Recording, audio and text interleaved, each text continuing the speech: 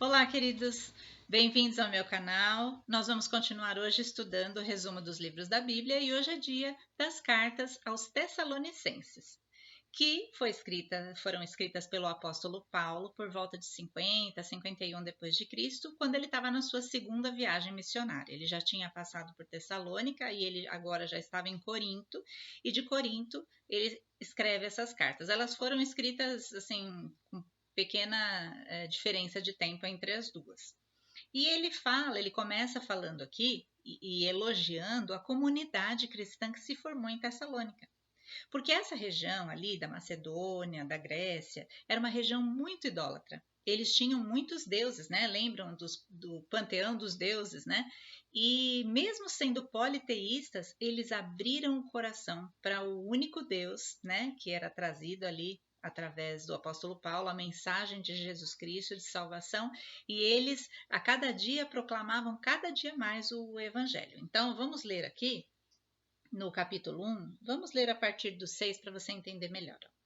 Com efeito, vos tornastes imitadores nossos e do Senhor, tendo recebido a palavra, posto que em meio de muita tribulação, com a alegria do Espírito Santo, de sorte que vos tornastes um modelo para todos os crentes na Macedônia e na Acaia.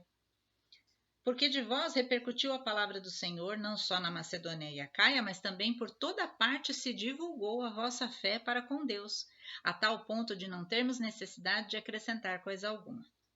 Pois eles mesmos, no tocante a nós, proclamam que repercussão teve o nosso ingresso no vosso meio, e como deixando os ídolos, vos convertestes a Deus para servirdes o Deus vivo e verdadeiro. Então, era uma notícia, né, que se espalhava ali na região. Nossa, como os tessalonicenses mudaram o comportamento, né? Eles eram de um jeito, eles adoravam certos deuses, eles viviam de uma certa forma, e depois que Paulo passou lá, mudou completamente o hábito de vida deles. Por quê? Porque o evangelho transforma, e essa transformação estava sendo notada ali pelos povos ao redor.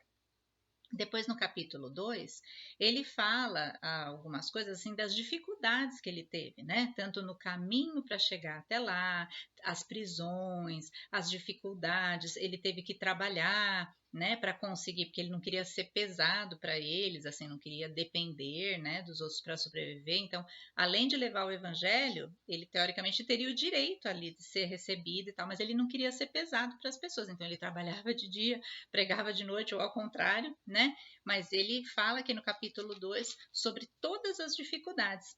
E depois, no final, ali acho que é no versículo 18, deixa eu dar uma olhadinha. Ele fala que ele queria ir até eles novamente, mas que Satanás o impediu. Olha o que ele fala aqui, ó, no capítulo 2, versículo 18. Por isso quisemos ir até vós, pelo menos eu, Paulo, não somente uma vez, mas duas. Contudo, Satanás nos barrou o caminho. Ou seja, existe uma batalha espiritual. Existe uma batalha quando você tenta levar o evangelho para as pessoas do seu convívio, da sua família, do seu trabalho, seus amigos. Sempre vão se levantar dificuldades, mas ele permanecia ali. Ele falou: já que eu não posso ir, eu vou encaminhar Timóteo. E aí, no começo do capítulo 3, ele fala assim: ó, pelo que não podendo suportar mais o cuidado por vós, pareceu-nos bem ficar sozinhos em Atenas e enviamos o nosso irmão Timóteo, ministro de Deus no Evangelho de Cristo, para em benefício da vossa fé, confirmar-vos, exortar-vos. Aí ele vai explicando que Timóteo era um representante dele, ele era um colaborador ali da sua obra, né? Então, para eles receberem Timóteo como se estivessem recebendo ele próprio. E aí, ele faz uma oração no final do capítulo 3, pelos Tessalonicenses, do 11 até o 13, né? Vamos ler essa oração? Diz assim, ó: ora, o nosso mesmo Deus e Pai, e Jesus, nosso Senhor, dirijam-nos o caminho até vós, e o Senhor vos faça crescer e aumentar no amor uns para com os outros e para com todos, como também nós para convosco, a fim de que seja o vosso coração confirmado em santidade, isento de culpa, na presença de nosso Deus e Pai, na vinda de nosso Senhor Jesus Cristo com todos os seus santos. Então, que bonita essa oração.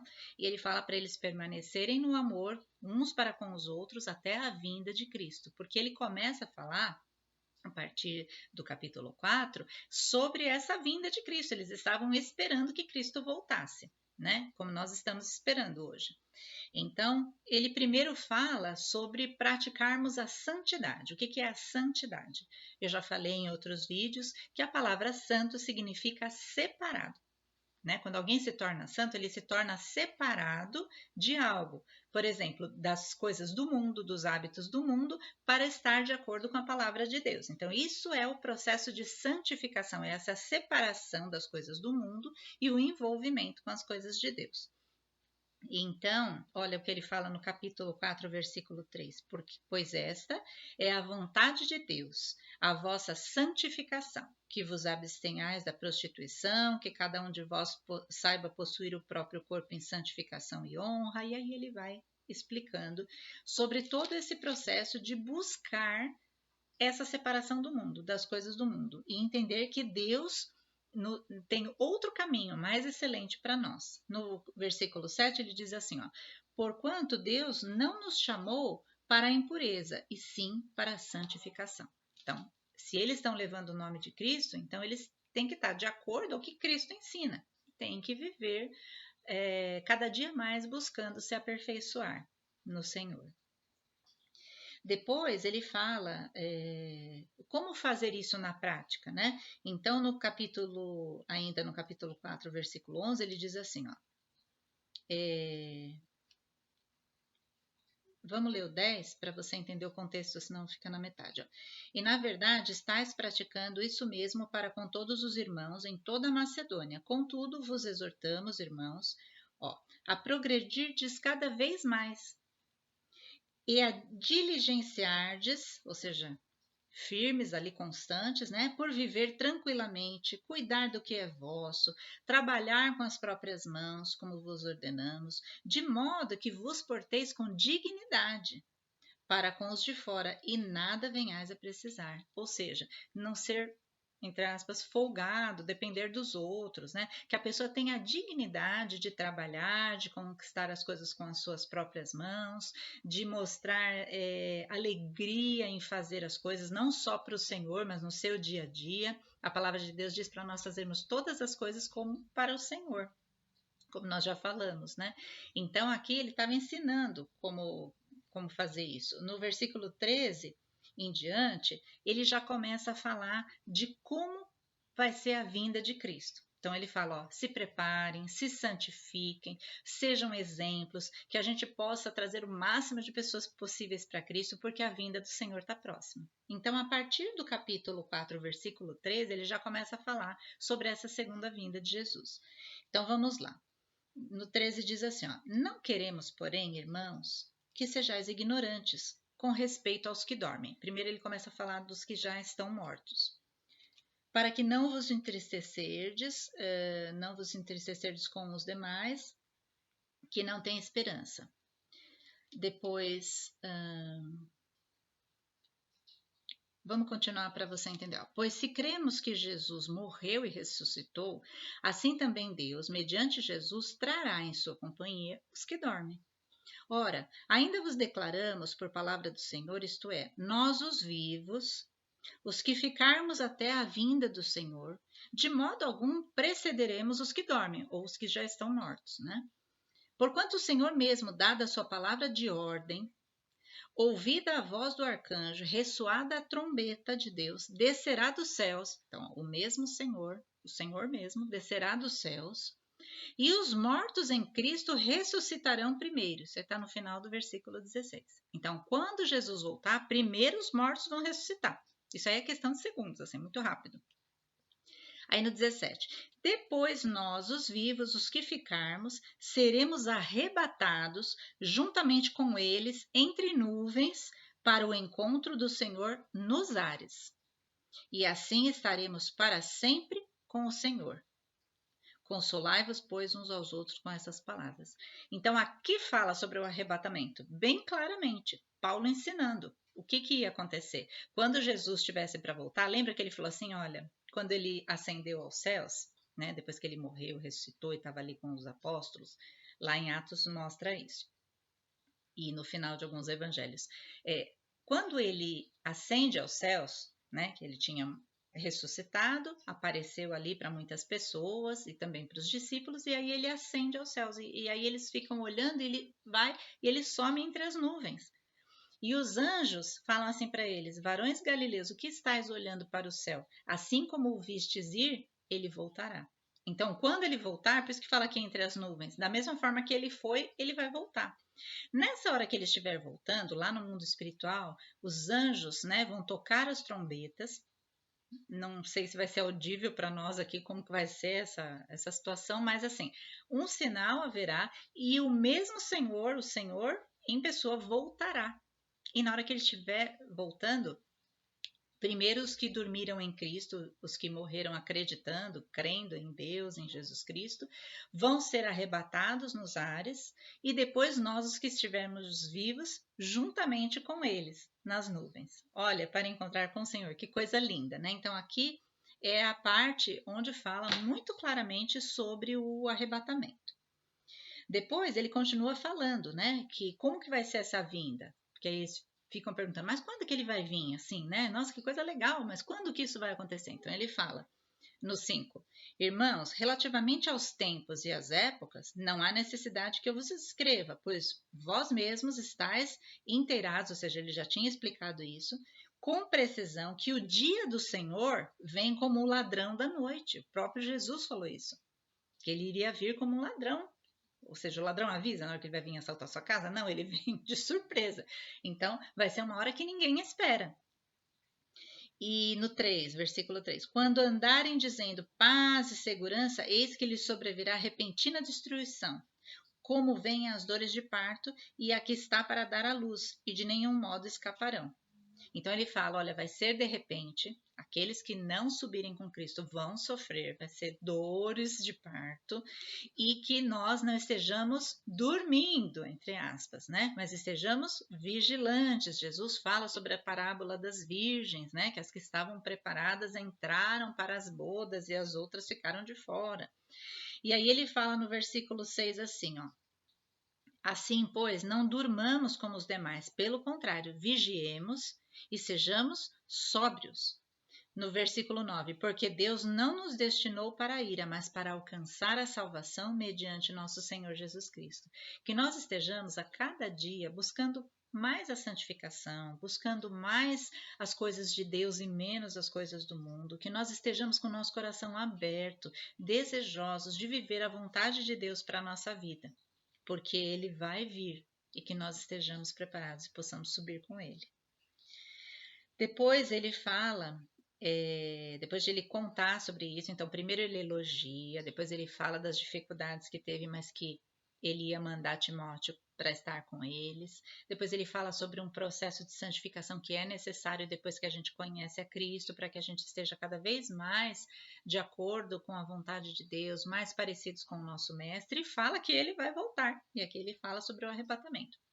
Agora, a partir do versículo 12 em diante, do capítulo 5, ele fala sobre diversos preceitos de como eles deveriam viver, assim, no geral, né? Então, vamos ler alguns versículos. Por exemplo, o 14.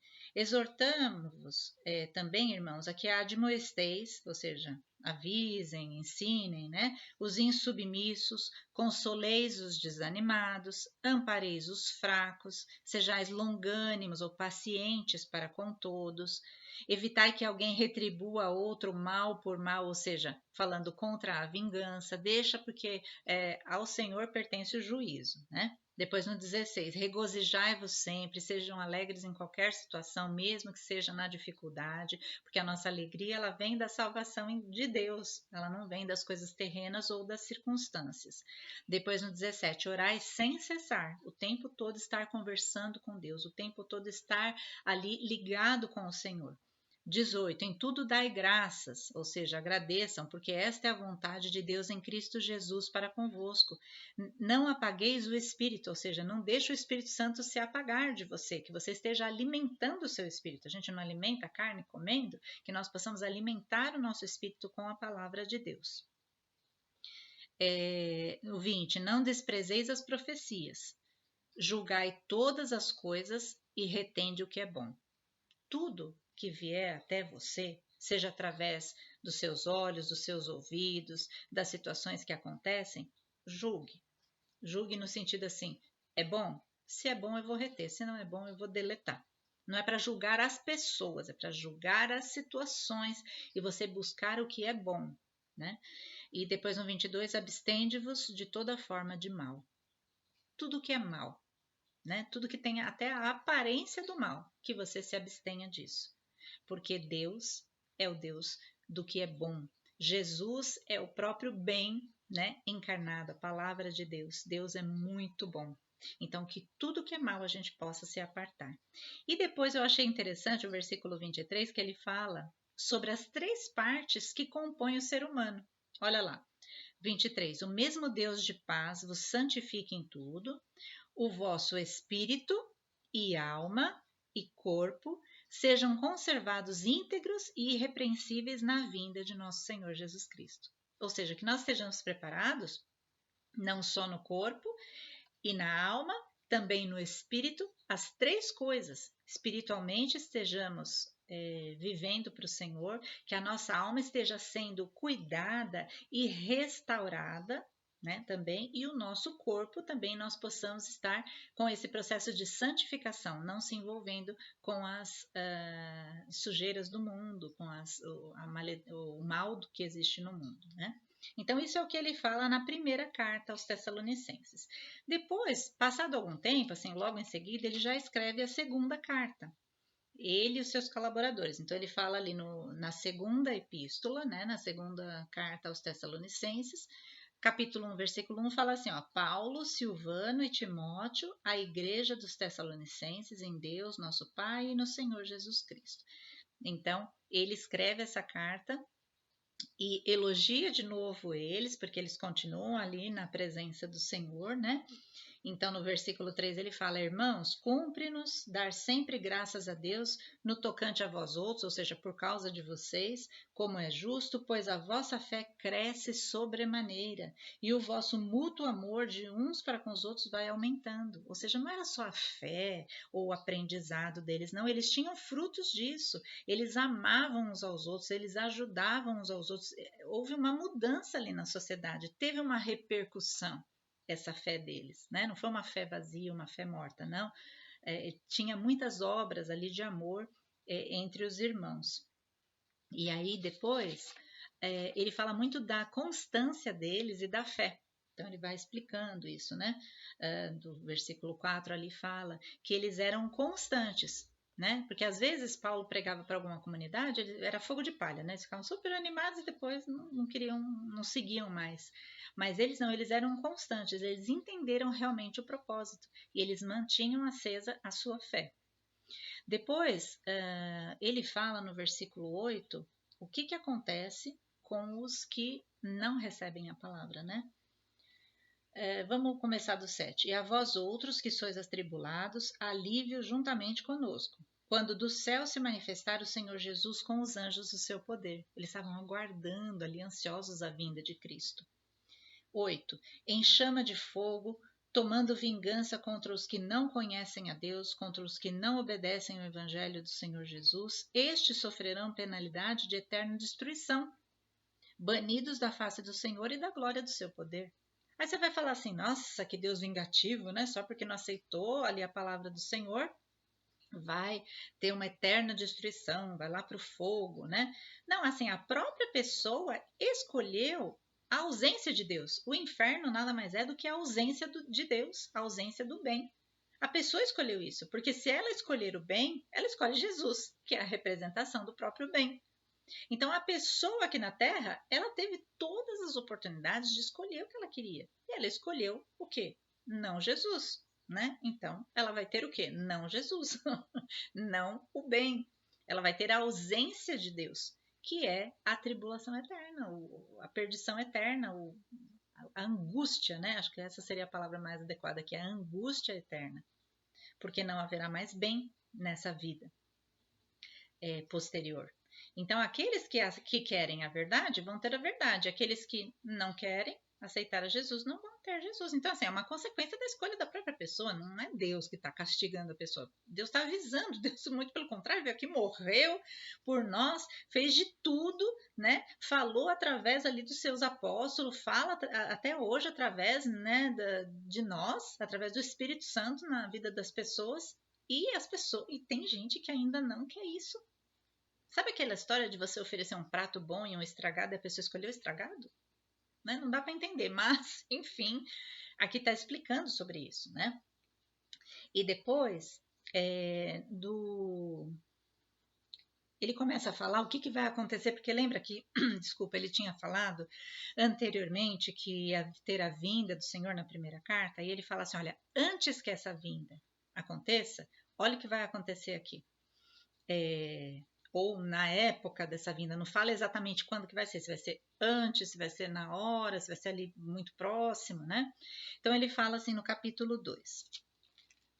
Irmãos, no que diz respeito à vinda de nosso Senhor Jesus Cristo e à nossa reunião com Ele, nos exortamos a que não vos demovais, ou seja, não se demova da vossa mente com facilidade, nem vos perturbeis, quer por espírito, quer por palavra, quer por epístola, como se procedesse de nós, supondo tenha chegado o dia do Senhor.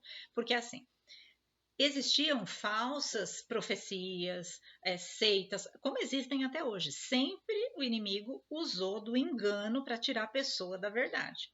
Sempre o inimigo quis o quê? A mentira, o engano para tirar a pessoa da verdade. Então, sempre existiram falsos ensinamentos, falsas seitas, falsas filosofias, e aqui ele está falando, olha, não saia, não se demova do vosso entendimento que nós ensinamos a palavra de Cristo para qualquer coisa, para qualquer filosofia. Tomem cuidado. Aí depois no 3, ninguém de modo nenhum vos engane, porque isso não acontecerá sem que primeiro venha a apostasia e seja revelado o homem da iniquidade, o filho da perdição. Então aqui está dando uma dica de que próximo à vinda de Cristo vai se levantar o homem da perdição. Quem é esse homem da perdição, né? Homem da iniquidade. No versículo 4, o qual se opõe e se levanta contra tudo que se chama Deus ou é objeto de culto, a ponto de assentar-se no santuário de Deus, ostentando-se como se fosse o próprio Deus. Então, esse homem iníquo, esse homem da perdição, ele vai querer parecer Deus, ele vai se assentar no trono de Deus para receber as glórias, né?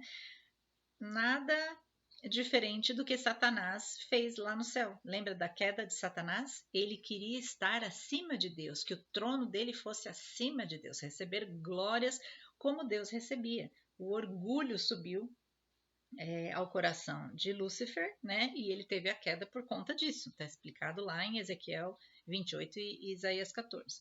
Aí aqui ele fala assim, ó, no 5. Não vos recordais de que ainda convosco, quando eu estava com vocês, eu costumava dizer-vos essas coisas, e agora sabeis o que o detém, para que ele não seja revelado, senão somente ocasião própria.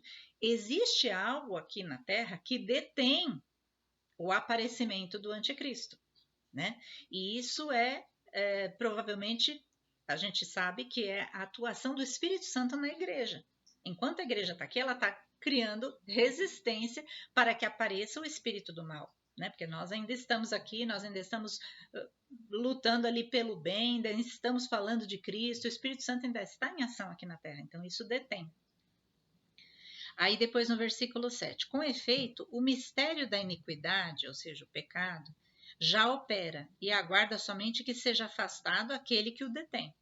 Então, provavelmente quando houver o arrebatamento, né, que a gente não vai mais estar aqui, vai ser muito mais fácil para que esse espírito do anticristo, esse espírito anticristão, se espalhe sobre a terra. Vocês sabem que hoje, né, existe uma cristofobia. Né? Eles falam muito de inclusão, de a gente não poder ter fobias de outras raças e situações e posicionamentos, mas existe uma cristofobia, né? Porque as pessoas não suportam mais ouvir falar sobre Jesus, acham que nós somos por falarmos a palavra de Deus do jeito que está aqui, do que Deus ordena, que é o certo, eles acham que nós somos preconceituosos e etc. Então, esse espírito já existe, né? Esse espírito do anticristo, não só a pessoa do anticristo, mas esse espírito que vai preparar o palco para a vinda dele, já está, não só no Brasil, como em outros lugares, se movimentando e preparando ali esse palco, né? Aí depois no 8, então será de fato revelado o iníquo, a quem o Senhor Jesus matará com o sopro da sua boca e o destruirá pela manifestação da sua vinda. Aí ele fala o que é esse aparecimento do iníquo, ou seja, desse anticristo, desse homem da perdição, né? No 9. Ora, o aparecimento do iníquo é segundo a eficácia de Satanás. Então, Satanás age através dessa pessoa, com todo o poder, sinais e prodígios de mentira. Ele vai até conseguir fazer sinais, mas não é pela força de Deus, é pela força do inimigo, forças espirituais da maldade. E o 10. E com todo engano de injustiça aos que perecem, porque não acolheram o amor da verdade para serem salvos. Então as pessoas vão se enganar, vão achar que ele é poderoso, que ele realmente tem poderes divinos, né? Aí o 11 explica um pouco o que acontece com essa decisão que o homem toma. Então, é por esse motivo, pois, que Deus lhes manda a operação do erro, para darem crédito à mentira, a fim de serem julgados todos quantos não deram crédito à verdade. Antes, pelo contrário, deleitaram-se com a injustiça. Ou seja, Deus queria que todos os homens seguissem a verdade, que todos os homens fossem salvos, que todos os homens saíssem dessa vida de mal que nós mesmos escolhemos lá no Éden, né, com Adão. Nós escolhemos conhecer o bem e o mal, e Deus veio aqui o que? Para morrer por nós, para que Jesus Cristo foi o segundo Adão, para que através da decisão dele, assim como Adão tomou uma decisão e todos foram incluídos no pecado, e aí passou a morte a todos os homens, quando Jesus toma essa segunda decisão de não conhecer o mal, de viver aqui sem pecado, e morrer por nós, então a decisão agora de não conhecer o mal também passou para todos aqueles que acreditaram. Então Jesus, Deus se transformou em ser humano, como diz lá em João, veio aqui na terra, morreu por nós, nos ensinou, mas principalmente fez o seu sacrifício, e continuou falando através do Espírito Santo por tanto tempo, por mais de 2000 anos. Olha quanto tempo Deus deu para a humanidade entender quem ele era, que ele queria o bem do ser humano, que ele queria que todos fossem salvos, mas mesmo assim teve gente que não deu crédito à verdade. O que Jesus fala? Eu sou o caminho, a verdade e a vida. Tem gente que não vai dar crédito à verdade, vai se iludir, assim como Eva aconteceu lá no Éden, né? Ela foi enganada por Satanás. E tem gente que continua querendo ser enganado, querendo a operação do erro. Então Deus falou, para aqueles que não acreditaram na verdade vão cair na mentira, né? Vão cair nessa operação do erro. Infelizmente, para a destruição deles próprios, né? E aí ele fala, depois ali a partir do versículo 13, que nós estamos escolhidos por Deus desde a salvação do mundo, que né, ele veio para a salvação de todas as pessoas e que alguns iam crer e outros não iam crer, mas que Deus ia nos ajudar a permanecer firmes e a guardar a palavra que nos tinha sido ensinada, né?